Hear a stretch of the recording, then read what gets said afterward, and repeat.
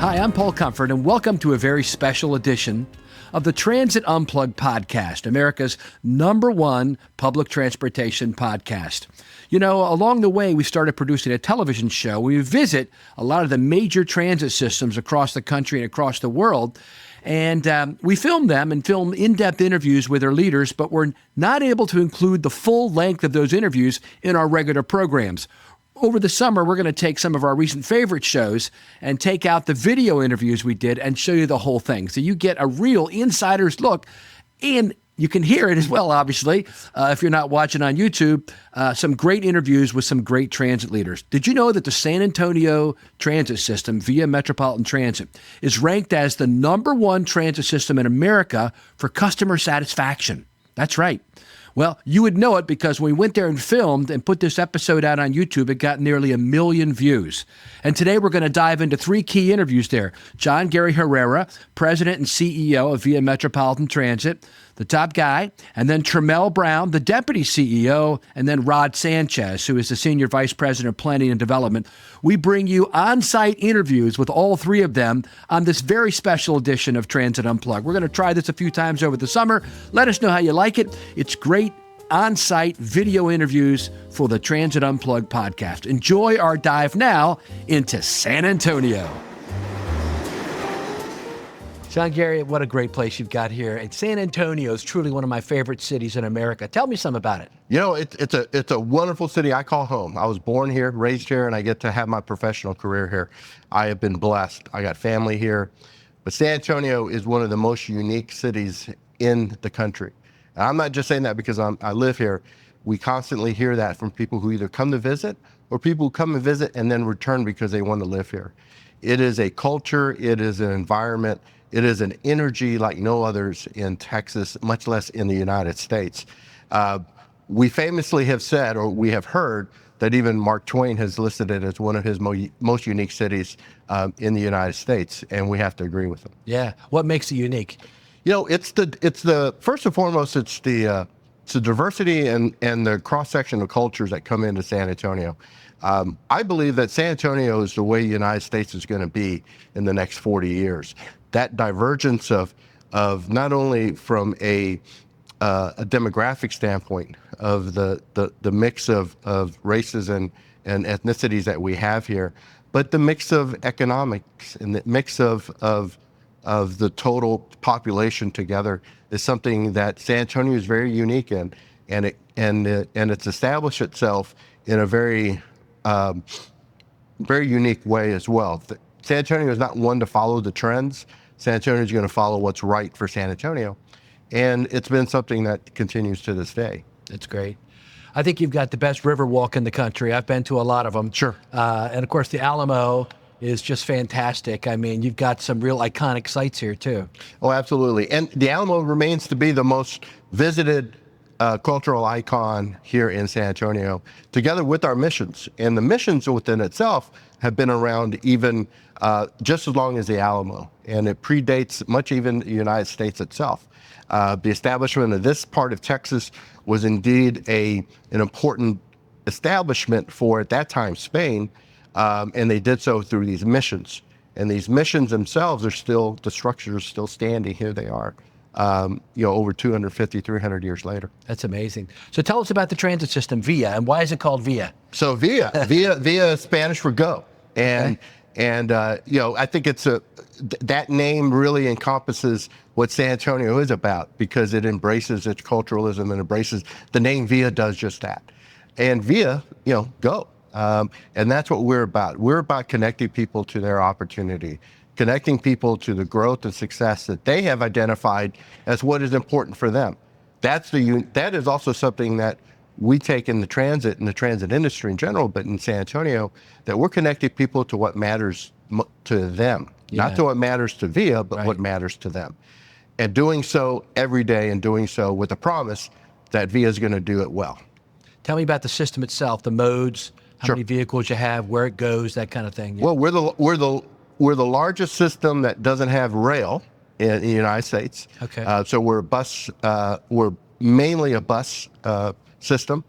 We do have microtransit, and of course we have paratransit as well. We have about 510 buses.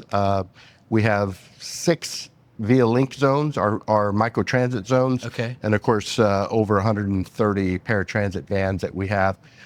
We 31 million passenger trips last year total on this system, and it's growing exponentially because we're in a unique position that we're adding service back into our system.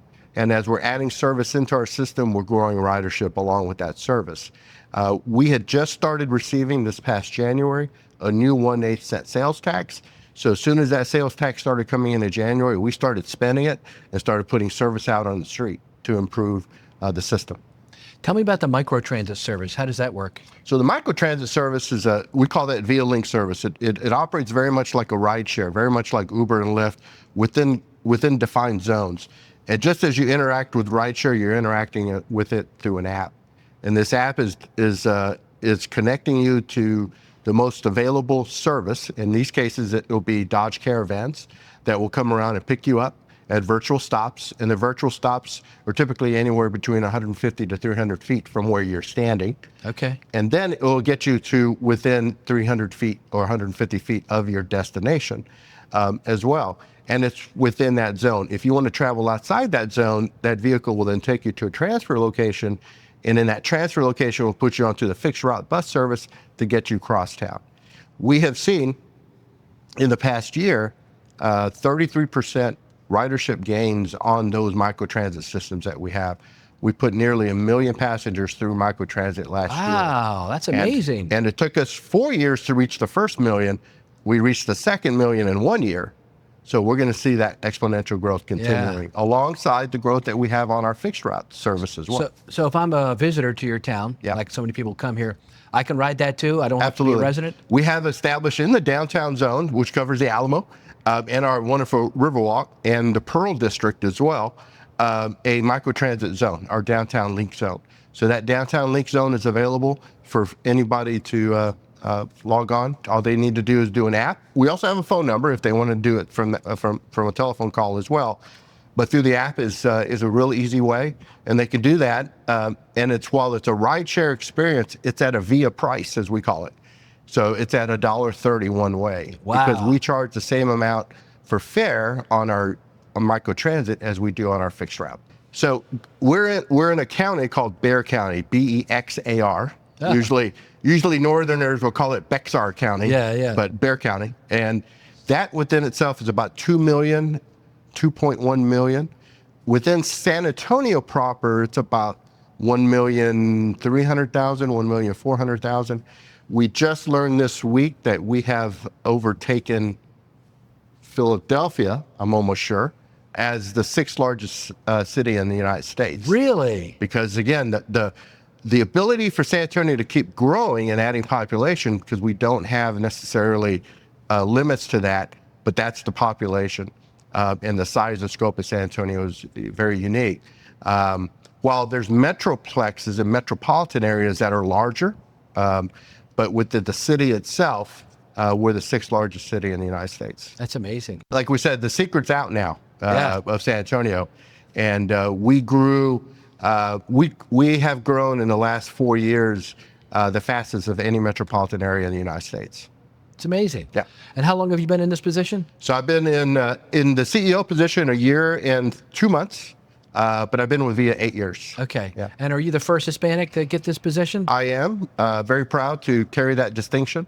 And just recently, the Hispanic Chamber was honoring, also Hispanics are leading the electric service company, we call it CPS Energy, and also the San Antonio Water System, and then VIA. So all three of us are like are utility Hispanic. services. Yeah, all the utilities, all the basic needs that one has being run by Latinos. That's great. Yeah. And I understand you have a lot of interesting bits of history here, including like the first traffic light, and Rosa Parks was here, and all kinds of interesting things. And it comes from one of the big moments, and it still is a big moment for San Antonio in general. One of the nicknames you may have heard in looking at coming to San Antonio is Military Town USA. Yes. We have and still have a great military presence. At one time, it was 6 or 7 bases and posts, and between the Air Force and the Army. Fort Sam Houston is one of the oldest Army posts in the country. In fact, when Geronimo was captured, he was held at Fort Sam Houston. Teddy Roosevelt, when he was recruiting his Rough Riders to go down to Cuba, he was recruiting them from here, and he was stationed at Fort Sam Houston, and would go down and do his Rough Rider legend, as we call it. And so there's a lot of history with the military. In fact, the Alamo, it's a military history. The Alamo is an arms depot. It was where the military kept and stored their munitions and kept and stored their food that they would utilize to go and distribute to the other forts that are along the border between us and Mexico. So for many, many years in our history, it's been military, and the military grew. We even had, at one point, a role in the Apollo missions where astronauts were trained here in San Antonio before they went and got into the space program as well. And that within itself, and having that big military presence, of course, has impacted, our culture. And that's what, talking about our culture and how diverse it is, that's another big piece. That's a big moment of culture here in San Antonio. And the size and scope of the military is still ever present, and we're thankful for that. Yeah, my dad was stationed here in Korean War. There you go. Yeah. Yep. Yep. So. And anybody going through basic training in the Air Force is going to come through San Antonio. You're going to go through the Air Force. There you go. Yeah, that was it. Yeah, very good. Well, thanks. I can't wait to have you show me around some and see some of the great sights here. Absolutely. Look forward to it. Wasn't that great? Hearing from John right in his headquarters. That building is fantastic there, with the stained glass windows and all. If you ever get down there, I know you'll enjoy visiting their headquarters. Next, we talk up to Tremell Brown on the bus, headed out to the garage and beyond. He is the Deputy CEO of VIA Metropolitan Transit. Enjoy this interview. Paul, good to see you again. We're on Thanks, the bus. Man. We're leaving here from the Grand, and we're headed to our main VIA bus yard. Okay, yeah. And you're the Deputy CEO. Yes, What's sir, that mean? What do you do? I get a chance to carry out some of the things that our CEO and our board puts in play. I get a chance to work with a lot of customers, a lot of people inside the office. But more importantly, we make sure that we get all our core values done in a good way and have a lot of fun while we do it. I love the fun part. Now, your story is pretty unique, Trammell. I got a friend, Dottie, who works down at Cap Metro in Austin, very similar. You started as an operator, right? I sure did. Tell me a little of that story. When I first came to VIA, I started off as a bus operator, drove the bus for a while, and then I went over to Paratransit, became bilingual in both service modes, and then I made my way to the training department, then to manager training, and all the way up to vice president of safety and security, and then finally in this position, deputy CEO. That's amazing, man. So tell me about the place we're going to go to. What comes out of there? So the place that we're going to is our main fixed route bus yard. Over there, we house almost 500 buses. We, at one point, were the largest facility to operate out of one footprint. So all of our routes, do all of our pullouts from there. Since so, we've built a facility for our paratransit vehicles that we know as the VTOC. And that's in the northern part of the city. But where we're going is the heartbeat of where VIA does its daily service. We actually can fuel 10 buses every 10 minutes. We service about 360 buses. You get a chance to see our original maintenance facility. It was built back in the 40s. Back in the 40s, they had the forethought to have 44 different garage bays that are there. But we're growing, like our service, and so we're looking forward to continue to grow from here. Yeah, the city's like big time growing, right? Big time explosion. Yeah. We have a lot of people coming from all sorts of places, and we're here to move them, and it's working pretty good. Again, we still have a lot of fun doing it, but it's what we do. About how many employees do you have? We're about 2,200 employees. Okay, very good. As we have a growing administrative department also, got transit police, safety, a number of agencies like that, but we've got a lot going on here. Tell me about your police department. Our police department, we just got a brand new chief, Chief Joseph Rose. He spent a lot of time in the industry. He's from Brooklyn. He drove for New York MTA, also worked at WMATA, drove there, went into law enforcement, continued through his growth, made his way down here to San Antonio. So we're glad to have him here. We've got 60 sworn officers and about 110 transit security officers that help augment that service as well. That's great. What about Paratransit? Is that operated at a different garage? It is. Okay. It used to be at the garage that we're going to, but that was our first expansion to go into another footprint, and that's our VTOC facility. Our paratransit services operates well. We've got about 115 vans that operate out of there, and they all deadhead from there and serve the entire community. Do you operate that yourself? Did you contract that out? It's partial inside. We have inside, and we also contract through NV also. Another Texas-based organization based out of Dallas. That's good.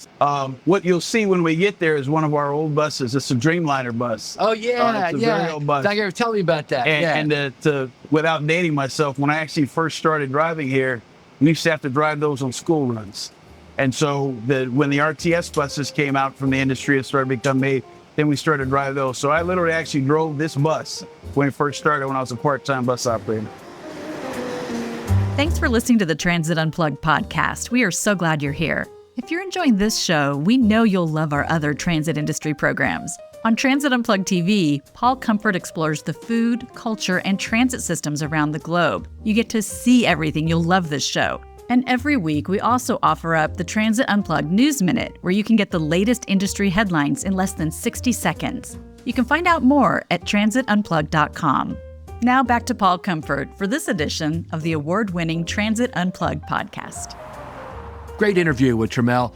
And now we're going to talk to Rod Sanchez, and we interview him just across the way from where we were interviewing Trammell from the bus yard. There's a great park there and a theater outside where there's plays and things like that. It's one of the oldest and best ones in the area in the state of Texas. We talked to Rod Sanchez about his role at the agency. Enjoy. Well, you were telling me something about this park. What's the deal on the park? It is the second oldest public park in the country. Wow. Only Boston Commons is older than the San Pedro That's Springs amazing. Park. Yeah. Yeah. Just over there is the bus garage That's we right. came from, where like the spring was at that feeds into the San Antonio River. So this is kind of like a historic spot here. And I understand this is pretty historic too. Yeah. One of the oldest playhouses in the state. In Texas, that's right. Yeah. Yeah. It's a great park. Whenever we get a lot of rain here, it actually has springs running through it. You can see the water popping up. So it's a cool old park, just to visit here in San Antonio. That's awesome. So tell me about your role here. And I understand you have a bus rapid transit or something equivalent to it coming soon. There you go, yeah. So I'm the vice president over planning and development.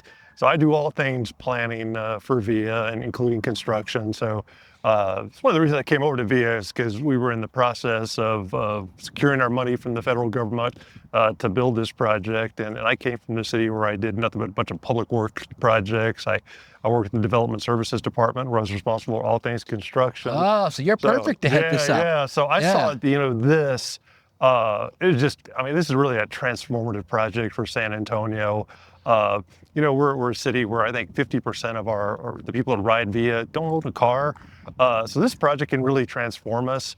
It's going to be super fast, the fastest, most reliable line that we're going to have. So that really attracted me to VIA. I thought if I could just go build something like this, this is going to really make a difference, and transform our city. And it's going to make it easier for folks just to get around and just, get to work, to school. Yeah. Go to see your doctor. Right. So it's bus rapid transit. What sets it apart from your regular bus routes? So we're going to have dedicated lanes. That's for anybody riding the bus, we're going to have a dedicated lane. How you pay is going to be different. You're going to prepay. So when the bus stops, you're just going to walk right on. Very nice. So we're not going to spend a lot of time. Like light rail. That's right. Yeah. Not a lot of time, stopping. People won't see this, but behind the scenes, the bus is going to talk to the signal. So if we get behind, we're going to get priority to cross, That's great. Cross the signal faster than others. But really, that's what sets us apart. It's a dedicated lane. It's also going to have the highest frequency or the best frequency of all of our lines. It's going to come every 10 minutes. So if you miss it, oh, that's beautiful. 10 minutes. You don't need a bus. schedule. That's you right. Just sit there like a train. That's right. Yeah. And what's it? The Green Line? It's called the Green Line. That's right. And when will it be in service, do you think? It'll be in service April 2028. All right. So we're just started. We just kind of broke ground construction. We're moving a lot of utilities right now. If you go visit San Pedro, it's kind of where we're standing out here. It'll come here? Right. It's going to run by San Pedro, right by our bus barn that you just saw. And where's it going to go? It's going to go, it starts basically the north side. It's going to run by the airport. Okay. It's going to run all along historic neighborhoods, the Monte Vista neighborhood, right here where we're standing. It's going to run by San Pedro Springs Park. There's a nice community college, SAC, right across the street here. And then it's going to run into the downtown area. And then it's going to take you south down into the Mission Zone. Oh, great. So Yeah, great. All the hot spots for tourists. Absolutely. All the hot spots for tourists. Someone can, theoretically come fly into the airport and catch the Green Line all the way downtown to their hotel. That's great, man. Yeah. Well, that'll be very exciting. I love it. And 10-minute headways doesn't get much better than that. No, that's great. Yeah. Yeah. Congratulations, brother, and good luck on all that. Thank you. Hope you enjoyed this first special episode of Transit Unplugged, the podcast where we're taking some of the long-form interviews we did with transit leaders that we filmed while we were there visiting their city. San Antonio was an amazing city of gastronomy. If you want to see some of the more fun sides of the city, where we go to the CIA, the Culinary Institute of America, and we also just look at a lot of fantastic things, a tour of the Alamo and all that. All that is on our Transit Unplugged TV website, which is on YouTube, and also you can go to transitunplugged.com and check it out through there. But let us know what you think of this. I know you're going to love it. Enjoy. We'll have another one coming for you in a couple weeks. It'll be from St. Pete, Clearwater, the in-depth interviews with the top leaders there. Thanks for being with us this week and every week on Transit Unplugged, because together we make transit stronger.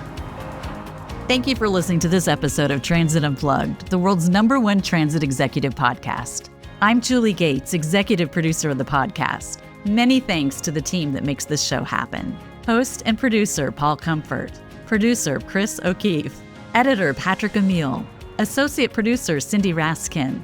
Transit Unplugged is being brought to you by Midaxo, passionate about moving the world's people. If you would enjoy behind-the-scenes insights and updates from the show, sign up for our weekly newsletter, which has links to can't-miss conversations with the biggest names in mobility. Head to transitunplugged.com and scroll to the bottom of the page to sign up. Thanks for listening, and we'll catch you on the next episode of Transit Unplugged.